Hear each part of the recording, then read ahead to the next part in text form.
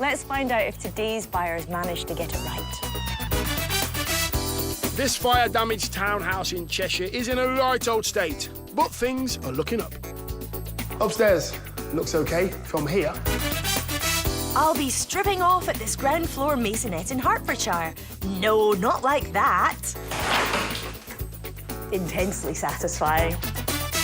And I'll be revisiting this former council house in the West Midlands, which is sweeping me off my feet. Whoa, what was that? All these properties have been sold at auction, and we'll find out who bought them and what they paid for them when they went under the hammer. Sold to the lady. This is Stalybridge, a town in Greater Manchester, just 8 miles east of the city centre. It's quite a picturesque spot in the foothills of the Pennines and on the River Tame. The town also has a claim to fame of being the birthplace of the song "It's a Long Way to Tipperary," which was popular during World War I. It was written in a local pub by musical entertainer Jack Judge when he was bet 5 shillings that he couldn't write a song in just one night. Well, I haven't got a long way to go to today's property, which is a 3-bed townhouse with a guide price of £75,000 plus. There it is, off-street parking and a garage. Now, that's a good start. I'm told this place had totally been refurbished when a fire broke out, so the developer decided to sell on. And I get that, dealing with the aftermath of fire can be tough. It does also explain the relatively low guide price. Not what I was hoping for. And, OK, that must have been the kitchen. But I'll come back to that in a minute. There's your stairs going upstairs to the bedrooms, and we've got a hole in the ceiling. Have a look at this, would you? Upstairs looks OK from here. There's a huge hole in the ceiling. And then I can see that somebody started to paint the wall over there. There's a lot of builders' work tools and equipment here as well. But what have we got in here? We've got a nice big space here. Lots of room to play with. Do you actually knock that wall down to create one big living, dining, kitchen area, which would be very modern, but not everybody's cup of tea? Bit of a conservatory on the back there as well. Nice sized conservatory, a little bit dated. Lots of options, but there's a lot of space as well. Right, so back to the kitchen then. And this would have been where the heart of the fire was. And that fire damage would have affected the wiring. It would have affected the pipework. It would have melted all of that. And you know what? It would have affected so much more than what the naked eye can see. So you've got to be really careful when you're taking on a project like this. Not only that, this was the kitchen. There's no kitchen in here at all, which means you won't get a mortgage on this property. There's a lot to think about when taking on this kind of project. Floorboards, joists, doors, cladding and windows can all be damaged in a fire, so get a professional to assess its structural condition. Sometimes the smell of smoke can take years to disappear, so this is a back-to-brick job. And while there might be room for a reconfiguration, there's certainly more pressing things to sort. However, it has brought home to me that developers and homeowners must make sure their investment is insured. As you can see, somebody started to paint over that smoke damage. A lot of work to do to cover all that stuff up. Right, I'm at the top, and here are the 3 bedrooms right in front of me. They all seem to be decent sizes, that one being the biggest, but I've seen a couple of holes in the floor, so I don't want to venture around too much. Right, in here, we have got the bathroom, and it's not in a great condition. I can see fire damage everywhere, smoke damage everywhere. It was white, I would imagine, back in the day, but it just looks completely, not great. Now, somebody might think, you know, I'll come in here and clean it up, and it'll be fine. It won't be fine. The smoke damage goes a lot deeper than you think, so listen, get these tiles off the wall, get that textured sort of ceiling finish, get all that down, Put a new window in, put a new bathroom suite in here, start from scratch. Don't try and go over it, because you might have to do it again. Do it once, do it right. The bathroom above the seat of the fire has taken a pounding, and the 3 bedrooms haven't fared much better. The place is covered in soot, and that is something to be aware of too. Its fine particles can contain harmful chemicals, so removal of soot and smoke odours is something I'd want to take professional advice on. I don't care how you love me, as long as you love me right. Got to love me right now. I'm less worried about what I can see than what I can't see. And the same could be said about the garden, which is out there somewhere amongst the grass and the brambles. Lots to do and lots to think about. So what can a local agent tell us about the house and the area it's located in? Stonebridge is an up-and-coming area. It's been the subject of a serious amount of investment. The town centre is improving considerably, and it's looking forward to a really good future. Looking at the layout of the property, I think it's good for family buyers, and that is the target market audience. So I'd make some subtle changes, but in the main, keep it as it is. But would it be worth the time and effort needed to bring this house, which is guided at 75 grand plus, back into a habitable state? Once this property is completed, I'd estimate the property to be worth a figure of £140,000 to £145,000. What about as a rental? If we were renting this property, we'd be looking to achieve a figure of £625 per calendar month.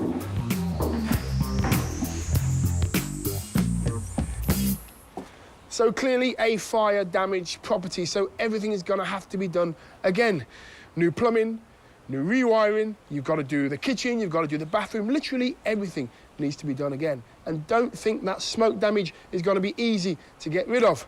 That said, I think it's a decent little project. Let's find out who agreed when he went under the hammer. This is a 3-bedroom townhouse. Got a garage, parking. Need a bid, 70,000. I don't want to go to the desk, 70,000, 70,000, 72, 74, 76, 78, 82, 84, 86, 88, 90.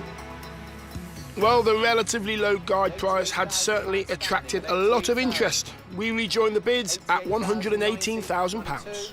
118, 118 and a half, 119, 120, 121, 122. No, at £121,000 then. Bids with the lady at 121. First time, second time at 121,000. Third and final time, I'm gonna sell. Sold to the lady. Oh, and a big kiss. Oh, that's wonderful. Oh, isn't that nice? Recently married Shiria and her husband Jual have clinched the property for 121 grand, but it isn't going to be their marital home. Started with a key. Never thought it would come to this.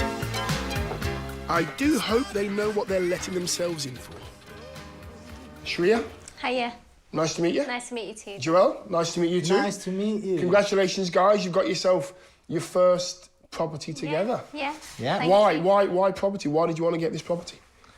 Well, I'm a planning officer and I've studied a lot of this at university, and this is what I want to do in the future as a business and move on. Shiria, what about you? What do you do? What's your work? I'm actually a doctor. I've just qualified, Nice. started work about 2 months ago.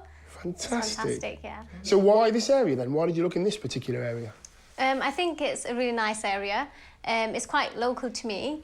I think it's got good potential. Okay. Yeah. So you said close to me, close to you? He lives in London. Wow, how does that work then? Me and my missus are separated right now. Separated as in living in different places? Yeah. living You're getting on okay? Yeah. Oh, yeah. Yeah. We love it. Okay, Yeah. okay. And sometimes we always like, oh, when we get married, but we forget we are married.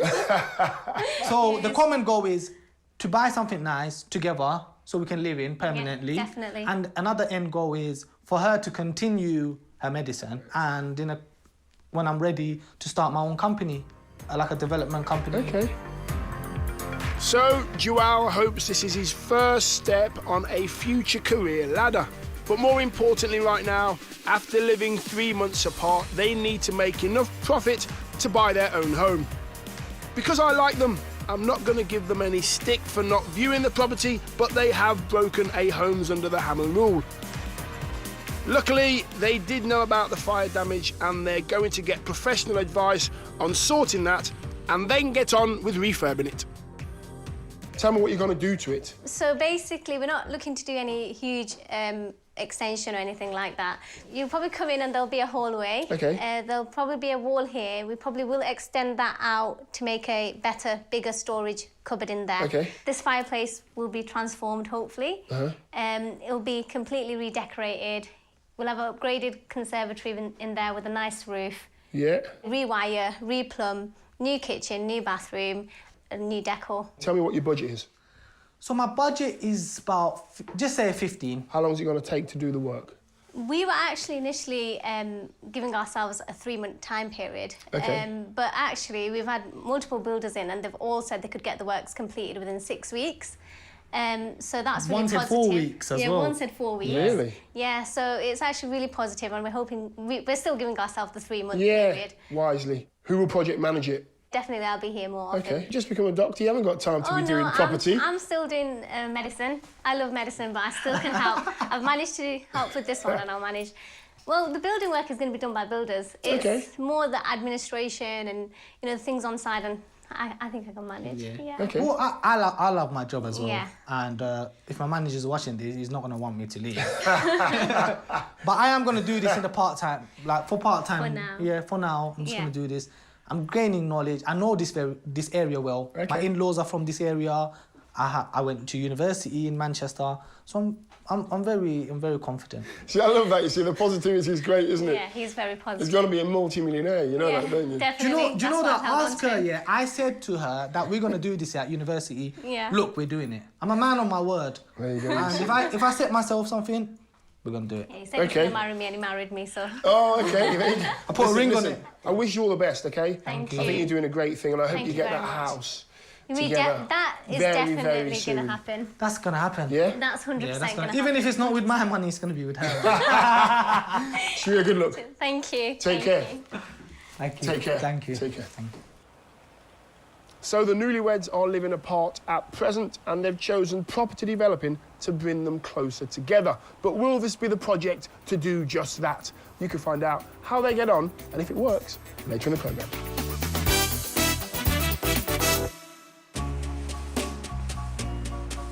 Ride the Northern Line to the end and you'll come to the second largest London borough, Barnet. London might be on your doorstep, but in this exciting area there's plenty of shops, 14 libraries, and it's home to the local team, Barnet Football Club, nicknamed the Bees. So there's a real buzz about Barnet. Just over a mile from High Barnet Tube Station, on this lovely tree-lined street, is the property I'm here to see. It's a 2-bedroom Maisonette with a guide price of £130,000 plus, and this is it. Oh, by the way, if you ever wondered what the difference between a Maisonette and a flat is, well, a Maisonette has its own front door. There you go. Let's go look. Now you know, now you know, now you know.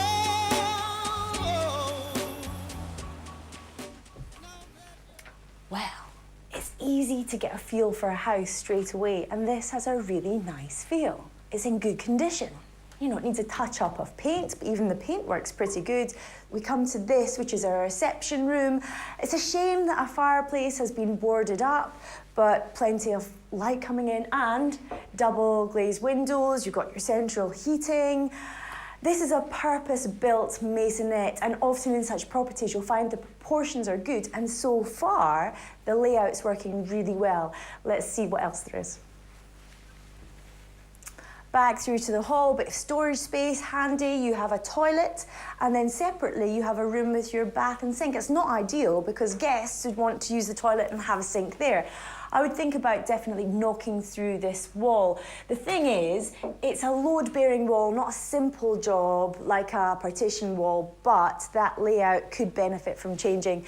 That's a really good sized bedroom in there, spacious, double, and then, yeah, smaller bedroom. You might struggle to get a double bed in there, but it's not too pokey, and, oh, intensely satisfying. Through to the kitchen, and the kitchen's small. It's not so small you couldn't get your appliances in, but modern buyers often do like a bit more of a spacious, open plan living. That bedroom, it's too small to start thinking about knocking this down and making the kitchen bigger, so you don't have the option there. But, you know, I'm picking up minor faults. This is a Maisonette that really works. The layout's great, and often with auction properties, you'll find they're distressed. This is in really good condition, but there's a problem I've not told you about. What could it be? There's something I don't see. She does it to me all the time. Now, the key when buying a property like this is to check the leasehold, because a freeholder owns here, and that means they own the outside walls and the ground you're walking on. The number of years in the lease equates to the number of years you're legally entitled to live here. And this one has the shortest I've ever come across, just 20 years. The good news is you have a legal right to extend that lease. But generally, the shorter the lease, the bigger the bill. If you got the money, honey, I've got the time. We'll have more fun, baby, all the way down the line. If you've got the money, honey, I've got the time. The good news is a Section 42 notice has been served to extend the lease. This legal procedure allows the lease extension process to formally move forward, and under the right legal supervision can resolve the issue more quickly and hopefully fairly. If you've got the money, honey, I've got the time.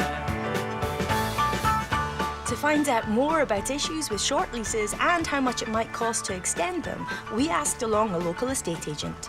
The issue with a short lease is that it's going to be very, very hard to obtain a mortgage for any first-time buyers or anybody needing a mortgage.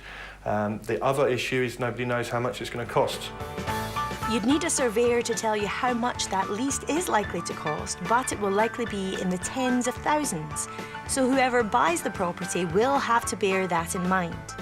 But what about the Maisonette itself? First impressions, it's a good-sized property. 2 bedrooms, arguably the second bedroom's just about a double, just to get a double bed in there. It requires full modernisation, but the garden is fantastic, front and back garden, although they would obviously require a little bit of TLC. But overall, it's a really, really good-sized flat. No major problems, except, of course, that short lease. So with that unknown, renovation costs and a guide price of £130,000 plus, what do the maths look like? What's its potential on the rental and sales market?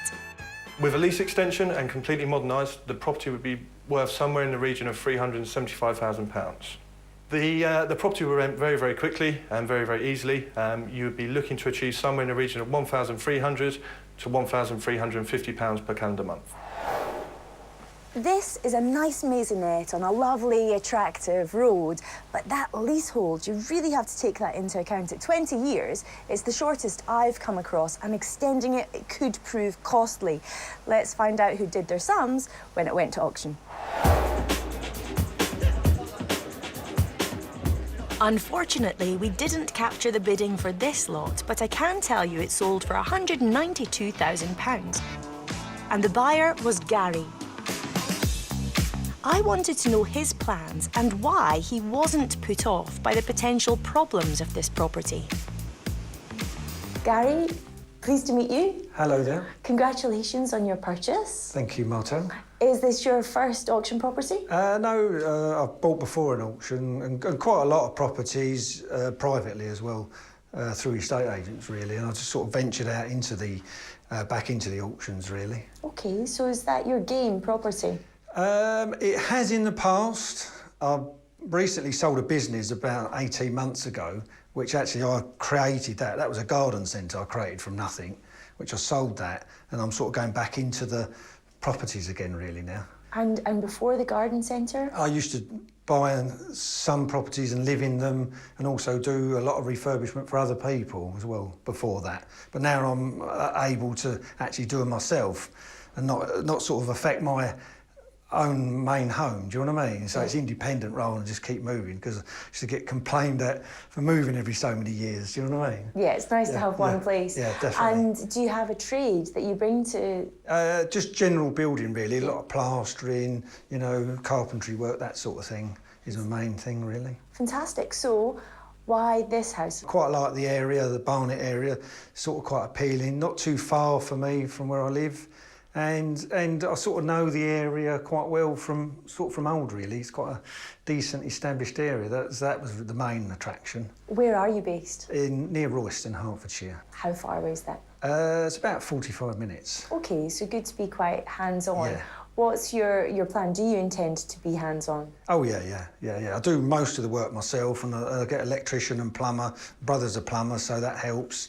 And I've got a good friend that's an electrician, and most of the other work we carry out ourselves, really. Yeah, and it sounds like you are no stranger to renovations, but often it has been for other people. Is there a plan here to start doing more for yourself? Yeah, possibly. I was supposed to take it easier and sort of semi-retire, but I seem to be doing more. Yeah. Again, but yeah, you know, I think just not getting too deep in, you know, I sort of look for properties that are not in too bad condition and want too much involvement of too many other people as well, because then that can get, you know what I mean, that can get more expense and out of control more. So I sort of look for this sort of standard sort of properties, mainly family houses at that sort of level, really. Well, you want a house that doesn't need too much done, and you've got that with here. Yeah. You really do. What are your plans? To completely re-renovate it, really. Probably have to rewire it, you know, sort of check all the plumbing, all that sort of thing. And so just some basic changes, really, to the property and refitting it, you know, to a good quality finish, really. Yeah, what about the toilet and bath are separate just now? Would you knock down that wall? I think so, yeah. I think we take that wall down and include that as one luxury bathroom and then a nice fully fitted kitchen, really. And I suppose because you've only got the 2 bedrooms, there's not much scope to extend that kitchen. No, it could be possible if the freeholder gave us permission to maybe extend it with a small conservatory type building. It would really rely on the cost to do that, and also what the implications is with the freeholder on the costs. And you mentioned the freeholder. This, of course, was bought under a lease. That's right. And it's the shortest lease I've come across, 20 years. Yeah. That didn't put you off? It sort of did and it didn't. I know that I understand there's implications with that, but which we're going through the process at the moment. But hopefully we can resolve those. It's sort of going the right way now, my solicitor tells me. So hopefully we can come to a satisfactory conclusion on that. I'll make sure that's resolved before we start carrying out any major works, really. Gary hopes that the negotiations around the Section 42 notice will be concluded in the next 3 months, and he's keeping any figures close to his chest for now.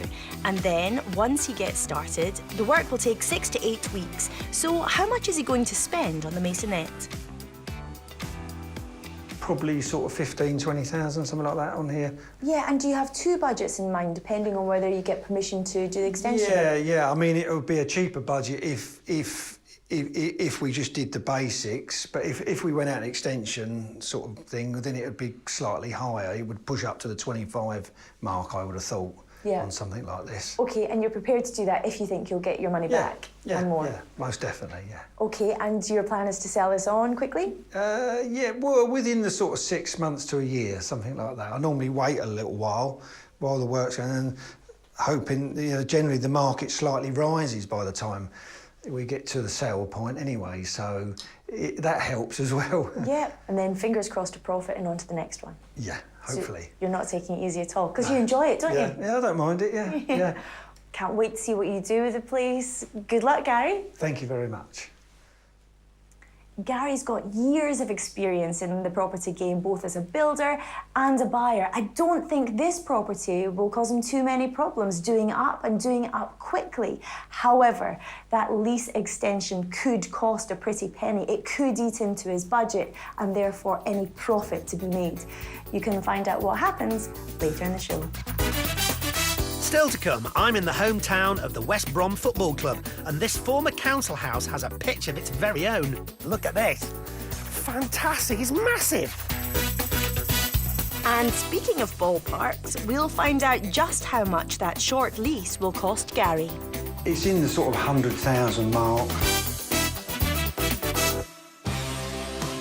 We're back in the Greater Manchester town of Stalybridge. It was here I first saw this 3-bed house, which was guarded at £75,000 plus. And although things look promising from the outside with off-street parking and a garage, the auction catalogue described this house as fire damaged. And sadly, once I got inside, I could see why. This would have been where the heart of the fire was, and that fire damage would have affected the wiring, the pipework. It would have melted all of that. And you know what? It would have affected so much more than what the naked eye can see. The large living space and conservatory had escaped the worst of it, but directly above the fire, the bathroom had smoke and soot damage. This place had been renovated before the fire started, but needed to be loved up all over again. Third and final time, I'm going to sell. And talking of love, Shiria and husband Jual had recently married and had it in bucket loads. They bought the house for £121,000 on auction day, but their first acquisition as a married couple meant much more than just flipping a property. Me and my missus are separated right now. Separated as in living in different places? Yeah, living in You're getting on okay? Yeah. Oh, yeah. Yeah. Okay. So the common goal is to buy something nice together so we can live in permanently. Yeah, definitely. And another end goal is for her to continue her medicine. Correct. And when I'm ready to start my own company, like a development company. Okay. Junior Dr. Shiria would be project managing the build as she'd be closer to the property, while planning officer Jual would be working on it part-time from London. But they'd need to stick within their 15 grand budget and their 3-month timescale. That is if they were to succeed in their goal of getting some equity to allow them to buy their own home and finally be together. It's 4 months on and we're back.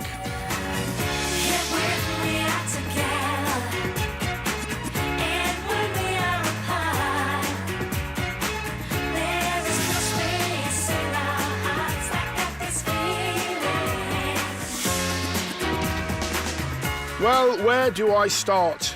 Downstairs is totally transformed and the smoke damage is a distant memory. It's all been stripped back and re-plastered. All the windows are brand new, and although they didn't extend the storage cupboard as planned, that gaping hole in the ceiling is gone. The clean, fresh suite in the upstairs bathroom looks a treat, and they've gone the extra mile in the back bedroom by adding an ensuite shower room.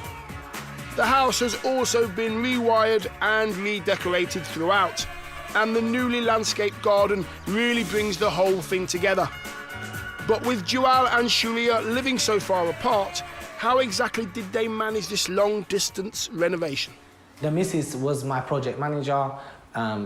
She called me, she let me know things. It was like I was an investor, and she was sending me pictures and videos. I was coming around every month just to see how the works is, just to say, well, darling, this is wrong, or darling, this might have to be done again. Yes, it caused a little frustration, but we kissed and made up, so it was all right.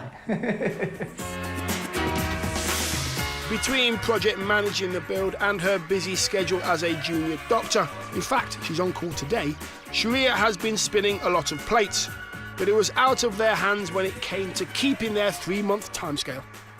The gas had a completely deadline, so even when our tradespeople came in, when they'd done all the works, we needed to get one of the big companies to come in and put the gas line alive, which they did so, with a cost, of course. So the connection took about 6 weeks to get running, and that's where all the delays happened. With Shiria working full-time and Jual down in London, the gas problem wasn't uncovered straight away, and it was harder to facilitate the work. So, unfortunately, it did end up costing them.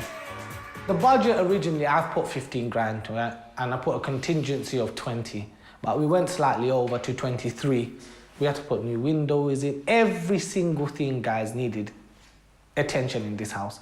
And then we had the gas problem as well, electrics. So we got more tradespeople, more specialists to to do a good job. I must agree they've done a great job on their first renovation, but this young couple haven't taken any easy routes. It's so hard, but you got to do what you got to do, and we have a plan, and this, like I said, this is my dream, and we're going to follow through our plan, and we'll be together soon. We are making plans to be together, hopefully this year, and we'll see how it goes. And a profit on their 144 grand investment will help make that dream a reality. So let's see what two local estate agents make of all their hard work. First, the agent who saw it before. I think the property's been done to a really high standard throughout. The level of work required on the first visit was very extensive, so I think it's been a really good job. My first reactions upon seeing the property is that it's been renovated to a really nice standard. It's got a contemporary feel to it, modern throughout. It's been done really nicely. The couple's first renovation is a resounding success, but they need to make as much profit as possible to get on with their plan for their own home in the future. They've spent 144 grand, so what could it sell for? We would put this property on the market for £165,000. If we place this property onto the market for sale, we'd be looking at a figure of £165,000. The valuations I've been getting are much higher than 165. My valuers have told me on the figure of 185. I've got some valuers telling me I should put offers over 200, but I think I will put it around that 185 to 195 figure. The value of 165 grand could give the couple a pre-tax profit of £21,000, but Jual is confident he can get more. And they're already on the lookout for a new renovation project as well as their forever home. So, I wish them all the best, but does Jual have any advice for any wannabe developers? Get the finances correct, guys. If the finances are not correct, everything's going to go downhill. If the finance is correct, everything is fine. And the second advice is be positive, be happy, and just do your thing. You just got to go for it. And last bit of advice, find a perfect wife.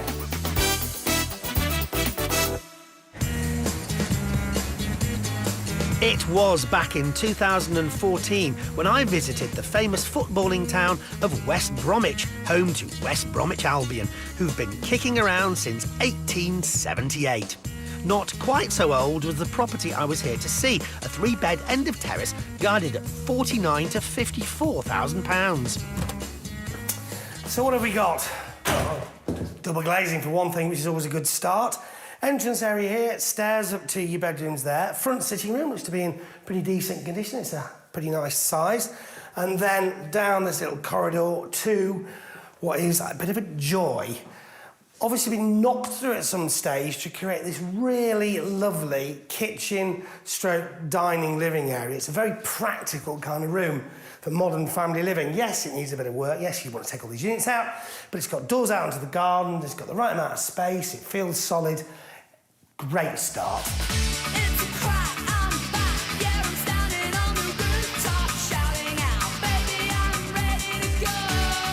If you're a regular viewer, you'll know I always sing from the rooftops about former local authority housing because, generally speaking, they have good-sized rooms and are well-built and maintained. Though, of course, there are exceptions to every rule. But here, this modern layout, well, it was a bonus. Well, upstairs, and the very practical, sort of livable layout continues. Bathroom and loo, top of the stairs, where you'd hope it would be. Nice sized sort of landing area, which gives a nice feeling of sort of space. 3 bedrooms, the one there at the front, not massive, another one there, which is a slightly better size, and then a large double bedroom at the back here. And the great thing about ex-local authority properties, it's all solidly built and lots of storage. Here's a tip. When you're visiting properties, always make sure you look in the cupboards, because there's a really nasty crack there. And actually, now I start looking around, and whoa, what was that? Apart from the exploding floorboards, what is that in the corner? Nasty crack in the wall. I hope that wasn't the sound of this part of the house collapsing a bit more, because it might actually happen. That is really bad. That needs investigating. What a shame. And it was all going so well.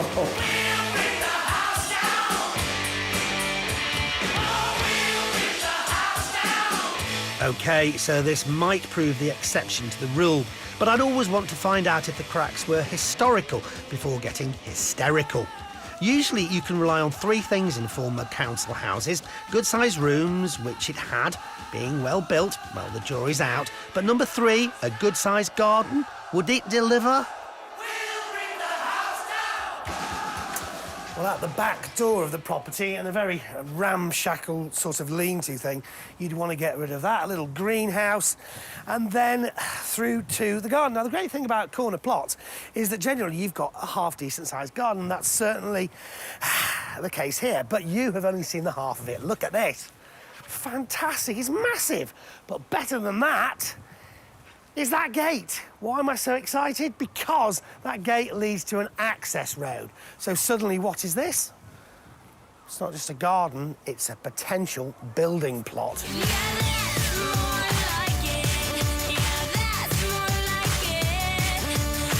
Cracks? What cracks? They were a distant memory, because it was the garden here that was the real crowning glory.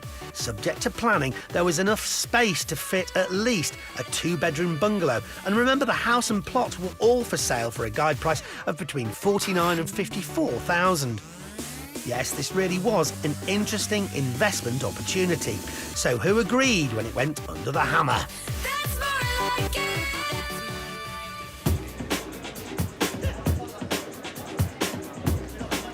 Three-bedroom, freehold, end-terraced house. Where shall we start, folks? 40. Thank you, sir. At 40,000, I'm bid. Is it 50 now? At 50. Thank you, sir. At 50. Do I have 60 now? 55 is that, sir? Thank you. 55. First one to 60, then. 60 out of my left. Thank you, sir. 60. The substantial lot proved very popular at a packed auction house. We rejoined at 85,000. At £85,000, 86, 87. He's saying no, that could be the killer blow. At £86,000, whoa, good, only because you've been such a good bid. 86 and a half, 87, 87 and a half, no, 87,000. 1, 2, 3. That's yours. What a great contest. Congratulations, gentlemen.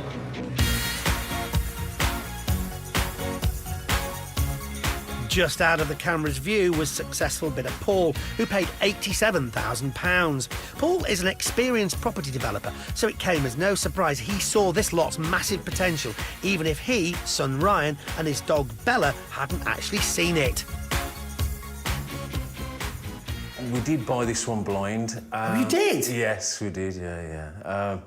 I don't advise it very often. I've done it twice now, and both times, sleepless nights, not recommended to anybody. Did you know about the plot, then? I was aware of the plot, but I didn't realise it was as big as it was until literally an hour before the auction. We stuck our head over the fence, saw what it was, shot up there, and literally an hour later, we was buying the property. Some you lose, but some you win. There's some you win. There's some you win. Of course, I couldn't condone that type of behaviour, but Paul did already own a house in the area, and that quick look over the fence meant they got pretty lucky. And Paul's luck continued, knowing apprentice electrician Ryan would be working alongside to get the work done. We're intending stripping it all back to the brick, dry lining, new kitchen, new bathroom, and generally just bring the property up to date to where it is now. And then we intend to put, hopefully, 2 semi-detached bungalows on the back of the property. Any ballpark figures, what it might cost to get the planning, to get the architects, and then to actually build? I'd imagine about 50,000 per unit. So probably a total bill will be about £100,000, and then hopefully a resale of about 250. The numbers seemed to stack up, but it was all down to that planning permission. If and when that was achieved, Paul hoped to start work on the bungalows within a year and spend another 12 months on the actual build. As for the house, they'd set a 6-week timescale and a £6,000 budget.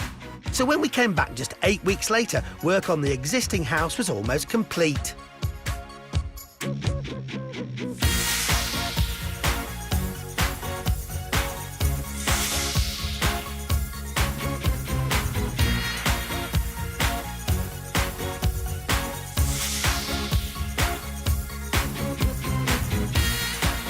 Downstairs had undergone a very professional-looking makeover, while work upstairs was 95% complete.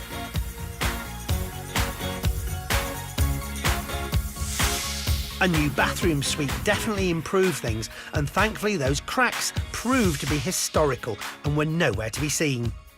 The work we've done in the property has been a complete rewire.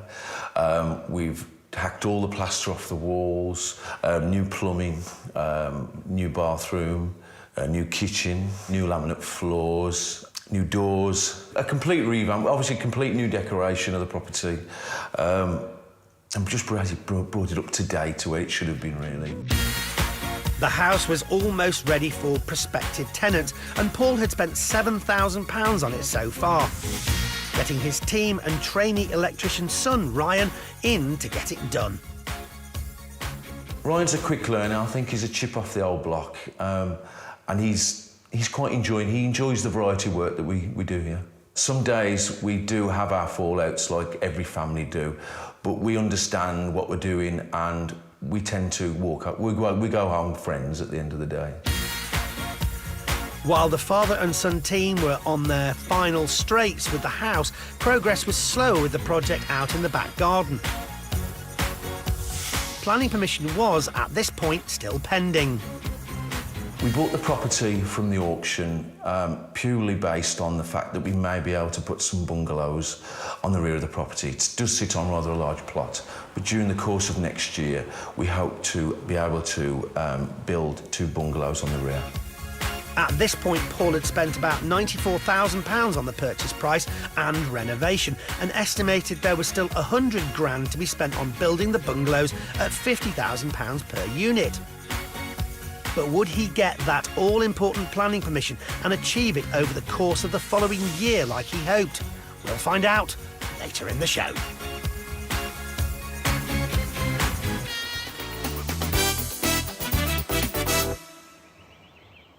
Well, earlier in the show, we found out how one of our developers got on. But what about the other 2? Have they achieved what they set out to? Let's find out. High Barnet in North London was where we first saw a 2-bedroom maisonette, quite spacious and well situated. There was plenty of things going for it, including the £130,000 plus guide price. But there was a big negative, and that was the length of the lease.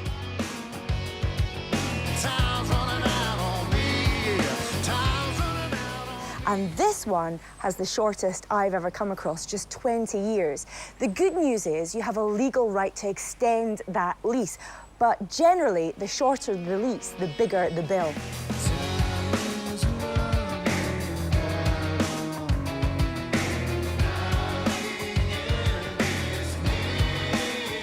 The problem with a lease that short is it really hurts the property's value and also makes a mortgage hard to get. And to renew it isn't cheap and can be time-consuming. But at an auction purchase of £192,000, builder Gary thought it could be a good investment. He also hoped to keep his time on it short. So you plan to do the renovations here in a matter of weeks? Probably 6 to 8 weeks, I would have thought, yeah, these. But again, that could differ according to the lease being finalised, really. With a Section 42 notice served by the previous owner, negotiations were already underway with the freeholder. Gary was hoping he could not only complete the work quickly, but at the relatively low cost of 15 to 20 grand, as he was providing some of the grunt work and know-how. Even so, he'd set himself quite a tall order. There's so little time, so much to do. But now the clock has ticked on 6 months and we're back.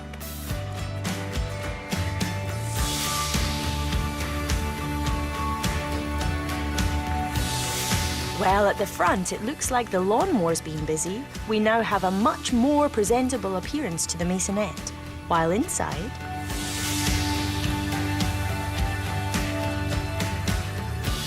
it's crisp and modern. And the kitchen is dramatically improved. Basically, we stripped everything out, right back to the bare brick really, replastered, rewired, and we put all new fittings in. And yeah, we made the most of all the space we had rather than extending anyway. And I think it's worked out quite a good compact area. So we're very pleased with the results of that really.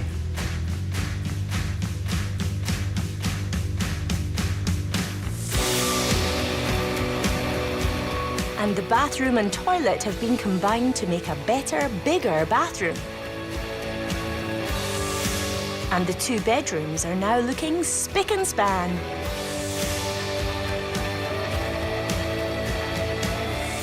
With Gary deciding against building an extension, the garden remains a good size and the neighbour's fence will soon be repaired. Promise? So the Maisonette is just about ready to go, but where's he at with extending the lease? Well, I'm right at the final stages with the lease. It's been very difficult. It's in the sort of 100,000 mark, 100, 115, something like that, in that sort of region. Whoa, that's an enormous additional amount to shell out. But that's the price you've got to pay. The negotiations over the lease delayed the process, and in fact, Gary only started working on the refurbishment 10 weeks ago. So how much did that part of the job cost him? We only spent between sort of about 8,500 and 10,000 on refurbing this flat, which was quite a saving. You'd probably end up spending more on legal fees. Gary reckons with legal fees, purchasing the Maisonette, refurbishment work and the lease extension, he will have spent a total of £328,000. But can this North London property still turn a profit? What did 2 local estate agents think? First, the agent who saw it last time. Overall, it's a good example of a good refurb. Not through the WC, to create a larger family bathroom was a good idea.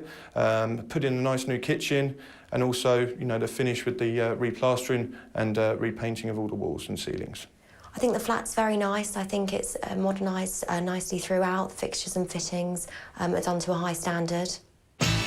But Gary plans to rent the Maisonette out while lease negotiations are ongoing. Indeed, he already has tenants lined up to move in.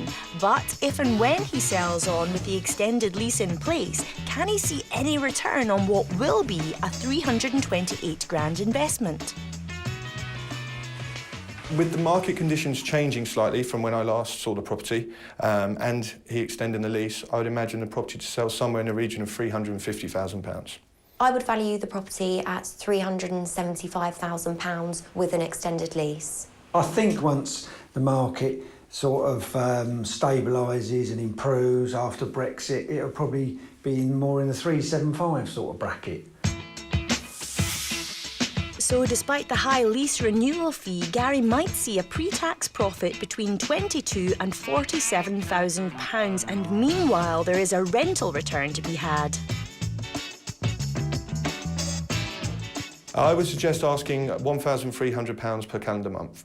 The landlord should be asking of a rent of £1,200 per calendar month. That's the sort of area that we've got a tenant coming in on Thursday, and that was at the 12.50, so it's an in-between. And with Gary getting £1,250 per calendar month rental, that will generate a 4.5% yield, which could be useful in keeping his investment ticking over. But undoubtedly, the short lease has perhaps cost him both more time and money than he originally thought. So does he regret his purchase? When I was buying this, it was within a split second someone else was buying it, you know, then it ended with me. You know, it's that split-second decision, really. So, you know, I think we've come out of it not too bad, really, but it could be a lot worse. Back in 2014, I was in West Bromwich, home to footy favourites West Bromwich Albion. The lot I was here to see came with a favourite feature of many a property developer. Look at this. fantastic, it's massive. But better than that is that gate. Why am I so excited? Because that gate leads to an access road. So suddenly, what is this? It's not just a garden, it's a potential building plot. Not only that, but the £49,000 to £54,000 guide price also came with a 3-bed ex-council house.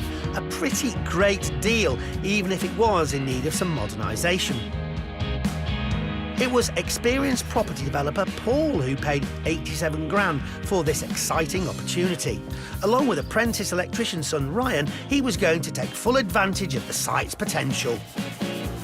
We intend to put, hopefully, 2 semi-detached bungalows on the back of the property. Any ballpark figures, what it might cost to get the planning, to get the architects, and then to actually build? I'd imagine about 50,000 per unit. So probably a total bill will be about £100,000, and then hopefully a resale of about 250. Paul was also planning a quick renovation on the property for 6 grand in just 6 weeks to get it ready for rental to a waiting tenant. And when we returned just 8 weeks later, he'd done just that. And the smart new family home was just about ready to go. But not much out back had changed, and 94 grand into the project, Paul was gearing up for phase 2. We bought the property from the auction purely based on the fact that we may be able to put some bungalows on the rear of the property. It does sit on rather a large plot, but during the course of next year, we hope to be able to build 2 bungalows on the rear. So, planning dependent, Paul would be spending £50,000 per unit to build 2 semi-detached bungalows. But would he manage it over the course of the following year like he planned? We're back 3 years and 2 months later to find out.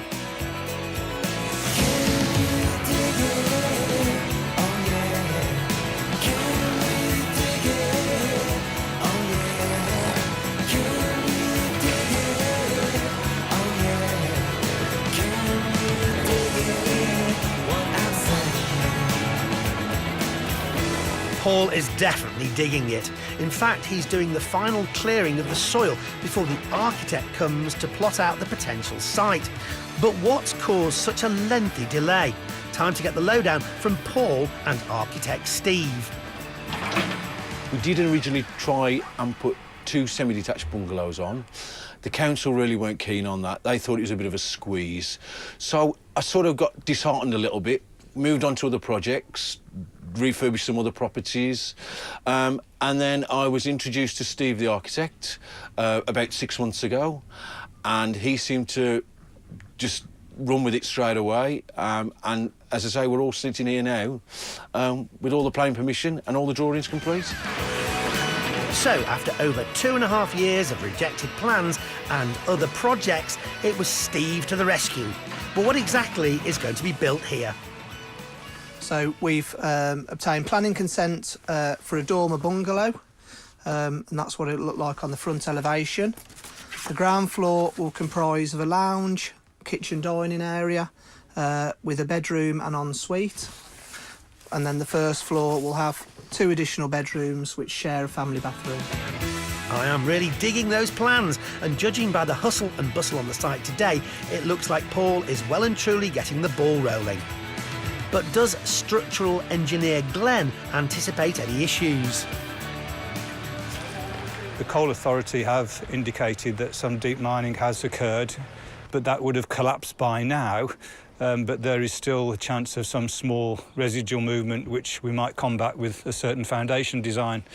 However, the trial hole we've dug today has shown us that we have a fair amount of fill material on top of original ground.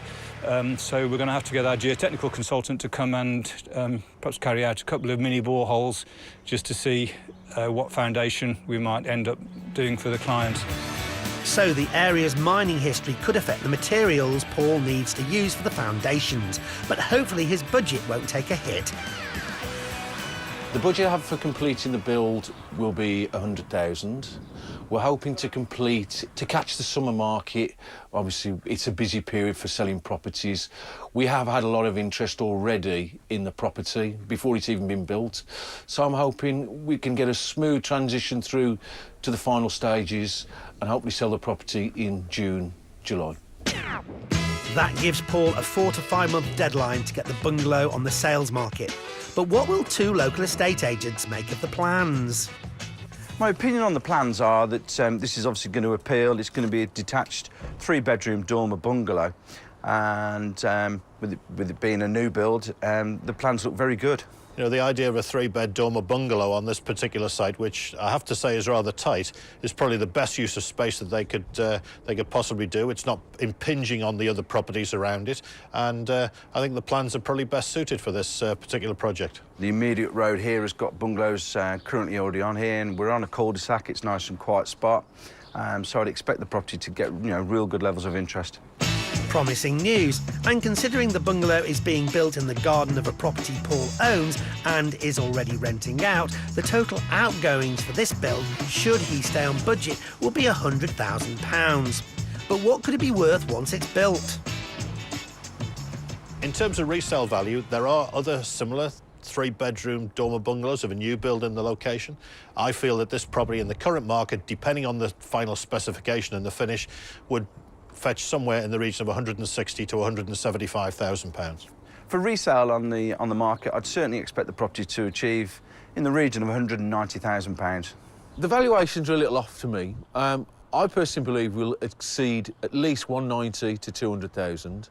The quality of the build will be of a high standard, and the fact there's a high demand for bungalows in the area. The agent's higher value of £190,000 could still see Paul with a £90,000 profit minus taxes and fees. But if he gets it just right, he may well reach the £200,000 mark. But before he counts his profit, he'll need to get cracking. This is an exciting time for me. I'm 55 years of age and I'm starting my first ever build. I've done lots of properties up before, refurbished many, many properties, but I've never laid the first brick. It's exciting, but it's also scary. But with Steve behind me, I think holding my hand a little, I think things should go quite smoothly. So, all being well, we'll be back to see your bungalow if you have it ready for the summer market. Good luck, Paul. Well, that's it for today's show, but there are plenty more property auction tales for you out there. Yes, next time we'll have another 3 for you. Yes, join us then on Homes Under the Hammer. Goodbye. Goodbye. Bye-bye.